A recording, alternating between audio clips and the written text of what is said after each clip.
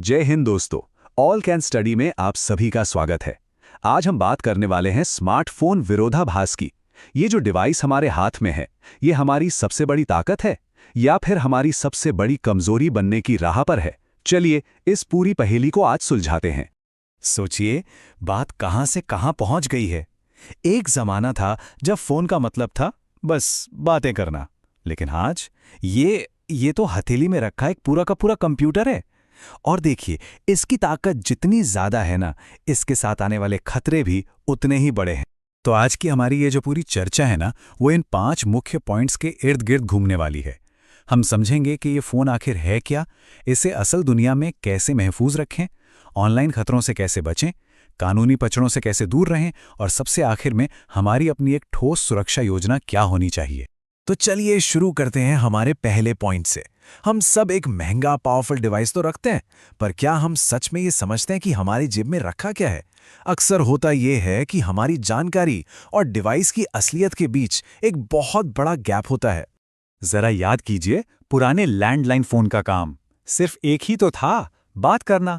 और अब हमारा स्मार्टफोन, यह हमारा कंप्यूटर है, हमारा बैंक है, कैमरा है और सोशल मीडिया का अड्डा भी। ये हमारी निजी जानकारी की एक तिजोरी बन चुका है। तो ये सिर्फ एक अपग्रेड नहीं है, ये तो एक पूरी की पूरी नई दुनिया है जो हमारी जेब में है। और यहीं पे हम में से ज्यादातर लोग एक आम गलती कर बैठते हैं। हम लेटेस्ट मॉडल तो खरीद लेते हैं, लेकिन ये नहीं समझते कि टेक्नोलॉजी का मालिक होना और टेक्नोलॉजी को सेफली समझना, ये दो बिल्कुल अलग अलग बातें हैं। असली खतरा वो है जानकारी की कमी। तो चलिए बात करते हैं सबसे पहली और सबसे जरूरी सुरक्षा की, यानी हमारे डिवाइस की फिजिकल प्रोटेक्शन की। क्योंकि सोचिए, अगर फोन ही पास न रहे तो बाकी सारी बातें तो बेकार ही हो जाती हैं, है ना?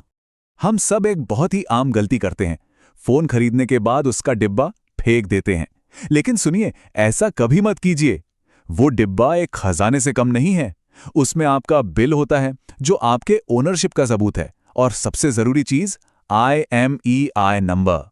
अब ये IMEI नंबर आखिर है क्या भला? इसे अपने फोन का फिंगरप्रिंट समझिए। जैसे हर इंसान का फिंगरप्रिंट एकदम यूनिक होता है, अलग होता है, वैसे ही दुनिया के हर एक फोन का IMEI नंबर भी बिल्कुल अनोखा होता है।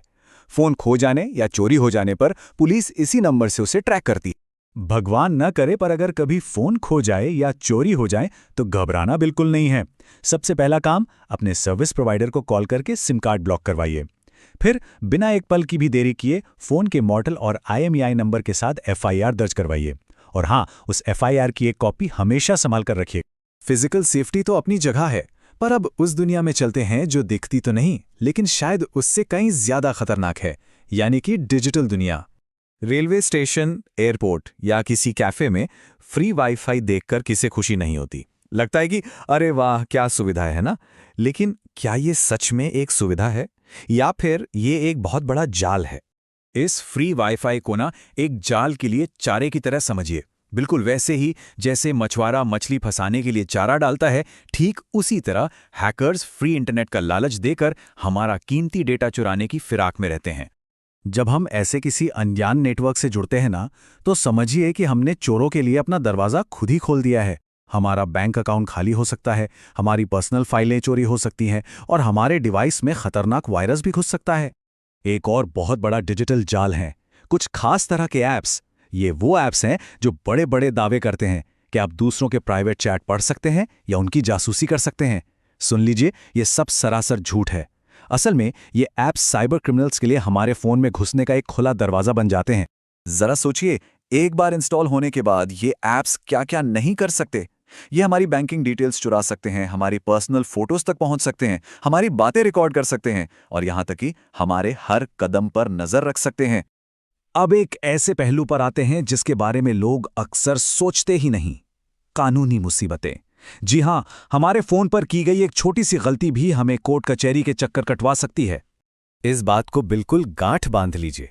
किसी भी दूसरे इंसान की पर्सनल जानकारी, जैसे कि कॉल हिस्ट्री हो या मैसेज, उसकी इजाजत के बिना देखना या निकालना एक क्रिमिनल ऑफेंस है। फिर चाहे वो कोई कितना भी करीबी क्यों ना हो, कानून इसकी इजाजत बिल्कुल नहीं देता। और एक बहुत ही चिंता की बात सामने आ रही है।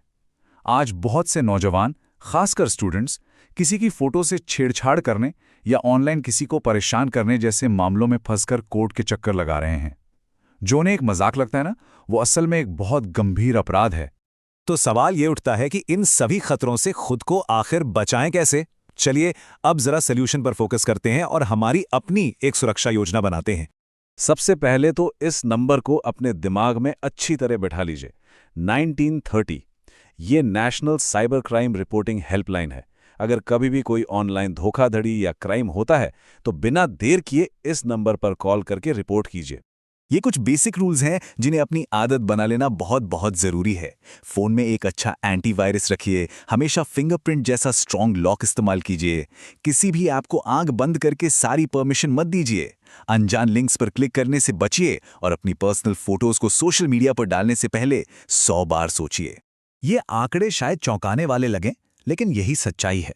आज के समय में फ़ोन क्राइम का एक बहुत बड़ा जरिया बन चुका है, चाहे वो फैमिली कोर्ट के केसेस हों, नौजवानों के अपराध हों या फिर फाइनेंशियल फ्रॉड। ज्यादातर मामलों में कहीं ना कहीं मोबाइल फोन का रोल जरूर होता है। तो आखिर में सारी बात घूम फिर कर हम पर ही आ जाती है। देखिए, स्मार्टफोन सिर्फ एक टूल है, एक औजार। ये हमारे लिए एक वरदान बनेगा या एक अभिशाप, ये पूरी तरह से इस बात पर निर्भर करता है कि हम इसका इस्तेमाल कैसे करते हैं, जागरूकता और सावधानी के साथ या फिर लापरवाही से। तो मैं आपको इसी सवाल के साथ छोड़े जाता हूं। जरा अपने फोन को देखिए और खुद से पूछिए, क्या ये आपकी सबसे बड़ी ताकत है या आपकी सबसे बड़ी कमजोरी? ऐसी ही जानकारी के लिए सब्सक्राइब कीजिए ऑल कैन स्टडी को। Thank you. चलिए नेक्स्ट वीडियो पर मिलते हैं।